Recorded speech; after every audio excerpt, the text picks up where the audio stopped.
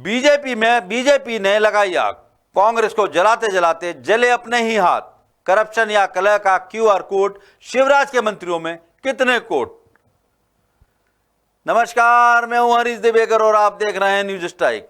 एक बहुत पुराना गाना है, दोस्त दोस्त ना रहा, प्यार प्यार ना रहा।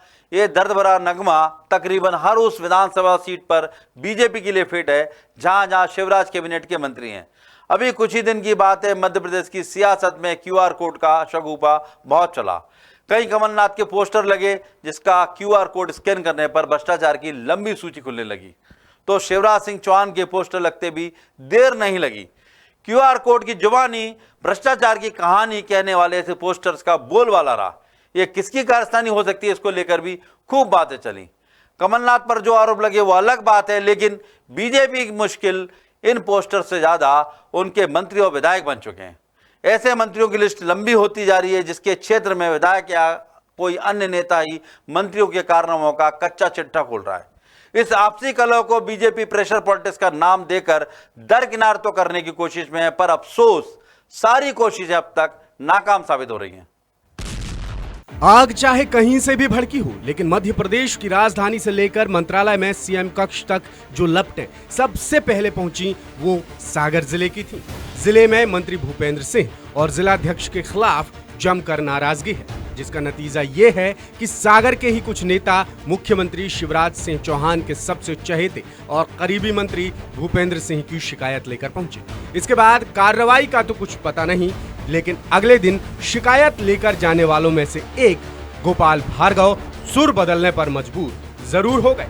गोपाल भार्गव सीनियर नेता हैं, पार्टी के डिसिप्लिन से वाकिफ हैं, या यूं कहें कि उसी में रचे बसे हैं। लेकिन हर नेता बीजेपी की पुरानी मिट्टी से नहीं बना है, जो अपने अपने क्षेत्र में लगातार विरोध के सुर ऊंचे करने के साथ अपनी ही पार्टी के दूसरे नेताओं का कच्चा चिट्ठा खोल रहे। मध्य प्रदेश में विधानसभा चुनाव से पहले बीजेपी में अंतर्कलह के कई मामले सामने आना अब न्यू नॉर्मल हो गया है।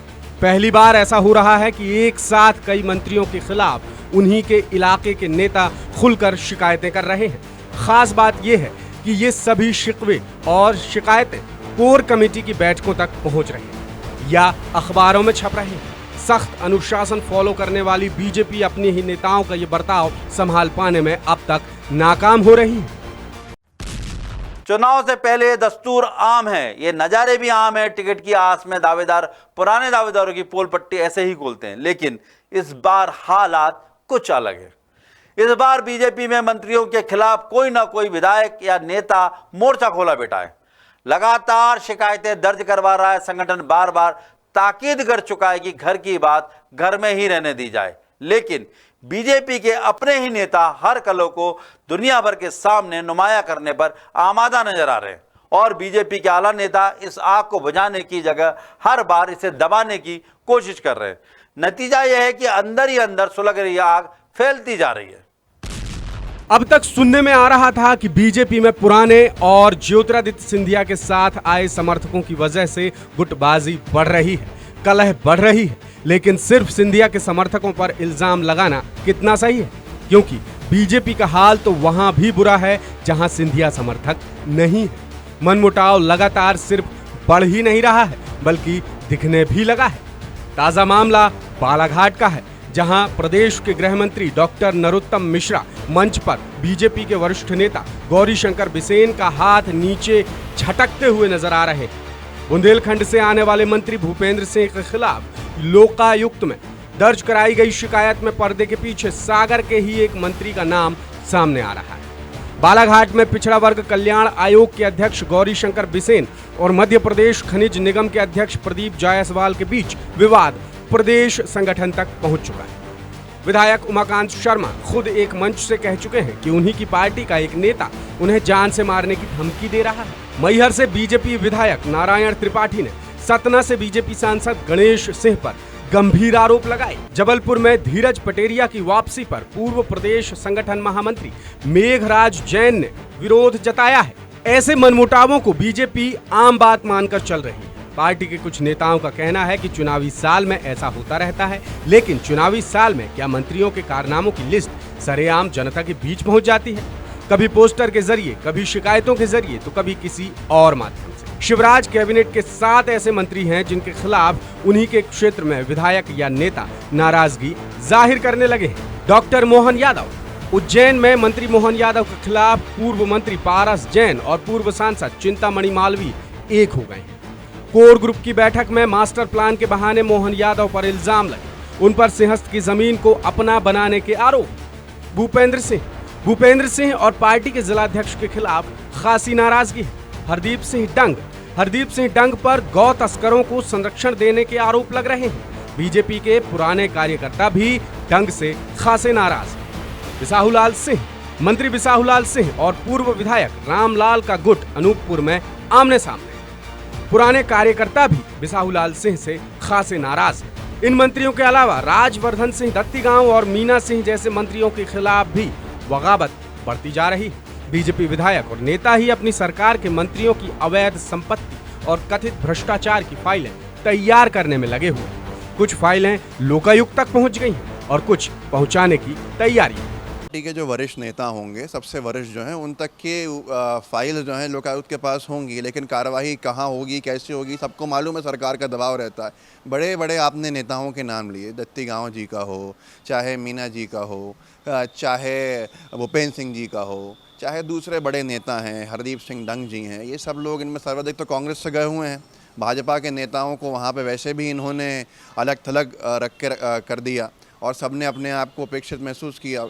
तो इस तरह की चीज़ें जो हैं अब बढ़ेंगी भारतीय जनता पार्टी में। सर फुटअव्वल के हालात हैं। मंत्री हों, विधायक हों, सब अपनी चिंता कर रहे हैं। कार्यकर्ताओं की चिंता छोड़िए, जनता की चिंता छोड़िए, इन्हें किसी की चिंता नहीं है। आज ये सब समझ चुके हैं कि अंतिम समय है, जितना जो अपना कर सकता है वो कर ले।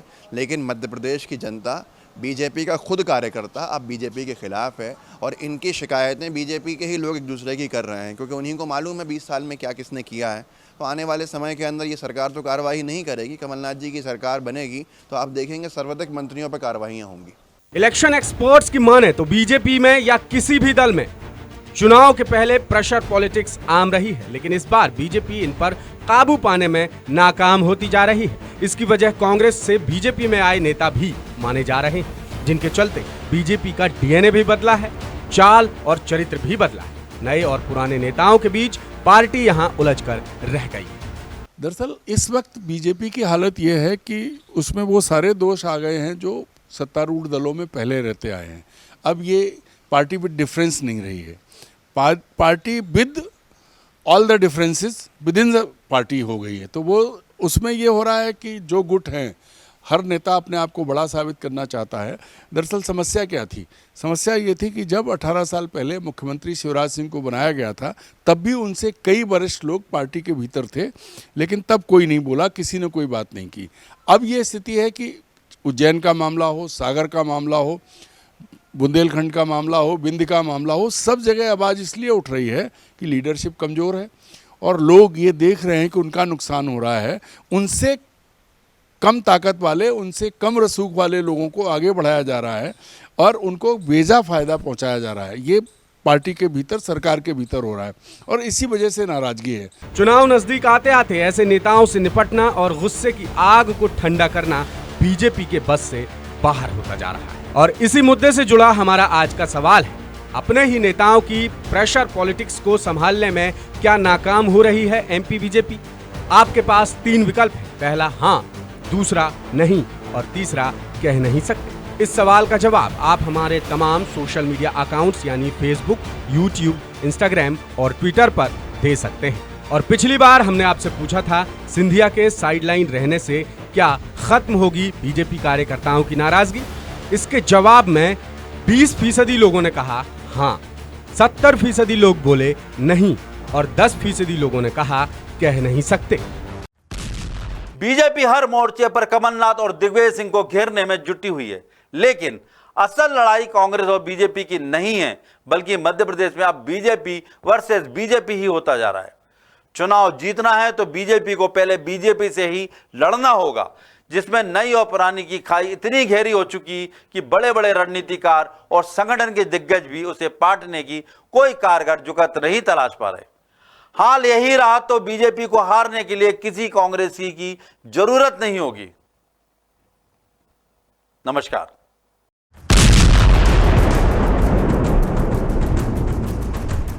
द सूत्र की खबरों को देखने के लिए प्ले स्टोर और एप्पल स्टोर से डाउनलोड करें हमारा ऐप द सूत्र। आप हमारी खबरें thesutra.com पर भी देख सकते हैं। Social media platforms Twitter, Facebook और इंस्टाग्राम पर भी हमें फॉलो कर सकते हैं। साथ ही यूट्यूब पर भी हमें सब्सक्राइब करें। यदि आपकी नहीं हो रही कोई सुनवाई और आपके पास है कोई खबर, तो हमारे व्हाट्सएप नंबर 700000244141 पर भेजिए और बनिए हमारे सूत्र।